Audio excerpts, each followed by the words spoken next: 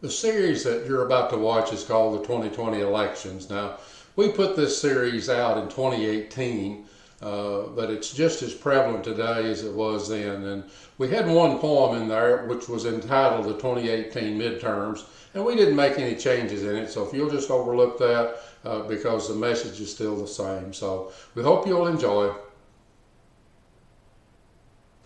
This one is entitled the 2018 Midterms.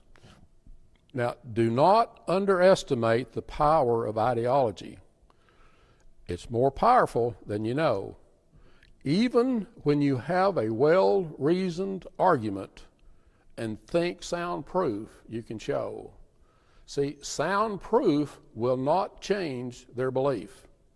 They will give a different reason for the result that you present. And even with overwhelming evidence on your side, your view they often resent.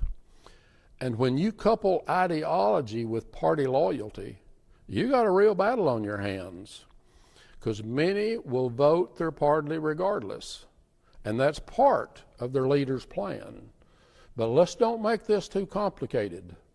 A small percentage of them is all we need to win the 2018 midterms. So let's continue to plant our seed. There are two areas that we need to focus on: returning to God, and are you better off now?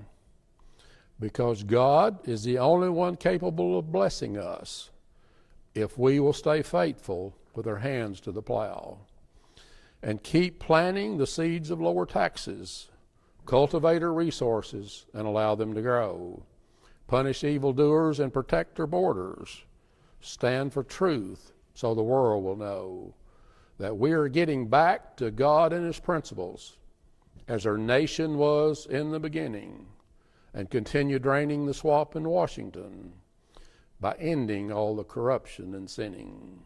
So let "Are you better off now" be the theme.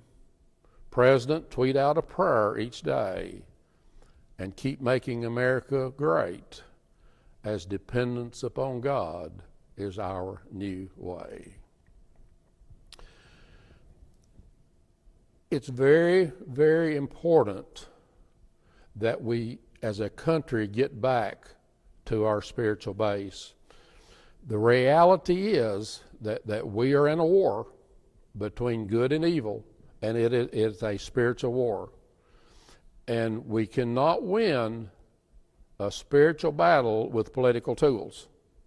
Okay?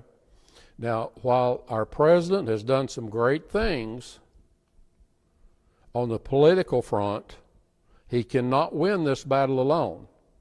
It's going to take Christians united together in prayer for our country. And we're going to have to see what we're really facing. And if we will work as hard or half as hard as the president does on a spiritual end while he's working on the political end, we will make our country great again, and we'll take our country back. In one of our previous DVDs, I did a poem entitled Hold Up Our President's Hands.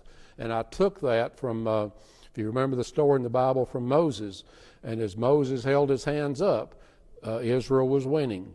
And he got so tired he couldn't hold his hands up. And Moses or Aaron, his brother, and another gentleman held his hands up. And we've got to hold our president's hands up so that we continue to win.